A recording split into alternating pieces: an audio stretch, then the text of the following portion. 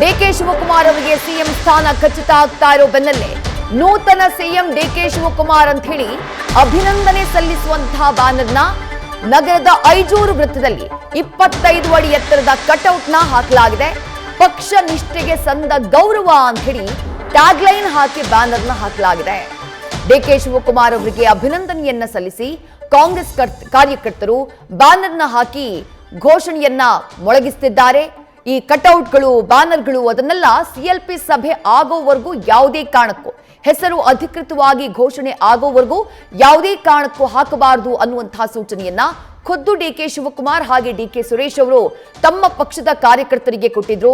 ರಾಮನಗರದಲ್ಲೂ ಕೂಡ, ಈ ರಾಮನಗರ, ಕನಕಪುರ ಈ ಭಾಗದಲ್ಲೂ ಕೂಡ ಸ್ಪಷ್ಟ ಸಂದೇಶವನ್ನ ಕೊಡಲಾಗಿತ್ತು. ಆದ್ರೆ ಈಗ ಎಲ್ಲವೂ ಕ್ಲಿಯರ್ ಆಗಿರೋದ್ರಿಂದ, ಜೊತೆಗೆ ಯಾವುದೇ ರೀತಿಯಾದಂತಹ ಗೊಂದಲಗಳು ಇನ್ನು ಬಾಕಿ ಉಳಿದೇ ಇರೋದ್ರಿಂದ ಕಟೌಟ್ಗಳನ್ನ ಹಾಕುವಂತಹ ಕೆಲಸವನ್ನ ಅಭಿಮಾನಿಗಳು ಮಾಡ್ತಿದ್ದಾರೆ.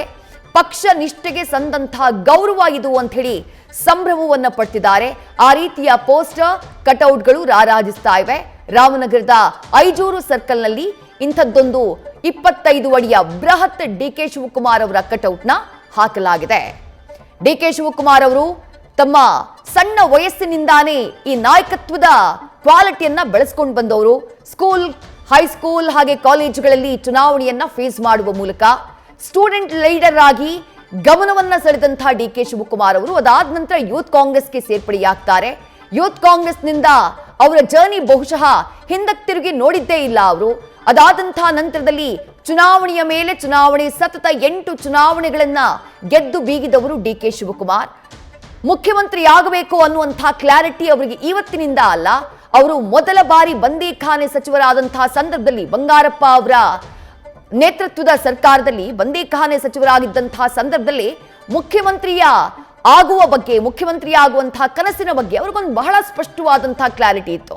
ಖುದ್ದು ಡಿಕೆ ಶಿವಕುಮಾರ್ ಅವರ ರಾಜಕೀಯ ಗುರುಗಳು ಸಾರೇಕೊಪ್ಪ ಬಂಗಾರಪ್ಪ ಅವರು, ಮಾಜಿ ಮುಖ್ಯಮಂತ್ರಿಗಳು, ಆವತ್ತೇ ಹೇಳಿದ್ರಂತೆ ಅವರ ಹೊಸ ಸಂಪುಟ ರಚನೆಯಾಗುವಂತಹ ಸಂದರ್ಭದಲ್ಲಿ, ನೋಡಪ್ಪ, ನಾನ್ ಬಂದೀಖಾನೆ ಸಚಿವನಾಗಿದ್ದೆ, ನಾನೀಗ ಮುಖ್ಯಮಂತ್ರಿ ಆಗ್ತಾ ಇದ್ದೀನಿ, ನೀನು ಕೂಡ ಬಂದೀಖಾನೆ ಸಚಿವನಾಗು, ಮುಂದೊಂದು ದಿನ ಮುಖ್ಯಮಂತ್ರಿ ಆಗ್ತೀಯಾ ಅನ್ನುವಂಥ ಮಾತನ್ನ ಹೇಳಿದ್ರಂತೆ.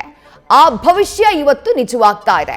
ಡಿಕೆ ಶಿವಕುಮಾರ್ ಅವರ ಹೆಸರು ಘೋಷಣೆಯಾಗೋದಕ್ಕೆ ಅಧಿಕೃತವಾಗಿ ಇನ್ನು ಕೆಲ ಗಂಟೆಗಳು ಮಾತ್ರ ಬಾಕಿ ಇರೋದು. ಅದಕ್ಕೆ ಪೂರಕವಾದಂತಹ ಹಲವು ಬೆಳವಣಿಗೆಗಳು ಸದ್ಯ ರಾಜ್ಯ ರಾಜಕಾರಣದಲ್ಲಿ ನಡೀತಾ ಇದ್ದಾವೆ. ನ್ಯೂಸ್ ಫಸ್ಟ್, ನಿರ್ಭೀತಿಯಿಂದ ನಿಮ್ಮ ಪರವಾಗಿ.